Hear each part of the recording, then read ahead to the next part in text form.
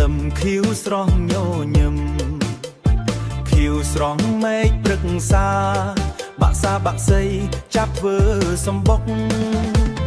មានទម្រង់ទ្រង់ទ្រាយគួរឲ្យសរសើរកើតឡើងដោយសភាវៈតិរីឯមនុស្សវិញមានបញ្ញាដឹងខុសដឹងត្រូវការគិតពិចារណារីឯមនុស្សវិញមានបញ្ញាប្រាជ្ញាដឹងត្រូវដោយការគិតពិចារណាបង្កើតជាគំនិតទស្សនៈនានាត្រូវមានចិត្តសុចរិតដឹកនាំជីវិតខ្លួនហើយដីចក្រវាលទូតាវៃល្អប្រសើរប្រសងសន្តិភាពអភិវឌ្ឍរីកចម្រើនមានភាពតាំងជួយគ្នាដោយចិត្តស្មោះត្រង់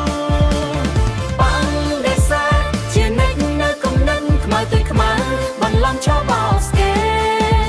កុំឲ្យល្បិចកលបំផ្លាញសង្គមនាំទៅកាន់ចំលោះនឹងទុក្ខវេទនាប្រវត្តិសាស្ត្រមិនមែនសម្រាប់បំភ្លៃមិនមែនសម្រាប់ខ្លែងឬលាបពណ៌ត្រូវរក្សាទុកដោយសច្ចៈនិងកិត្តិយសឲ្យជំនាន់ក្រោយរៀនយល់ពិតប្រាកដសូមអ្នក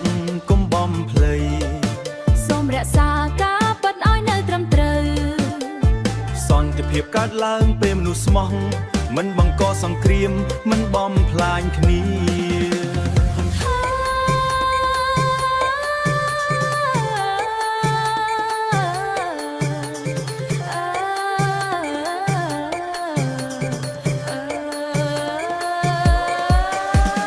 សូមកុំរៀមកុំហែងកុំបំភ័យអ្នកណាកុំយកអាវុធមកដោះស្រាយ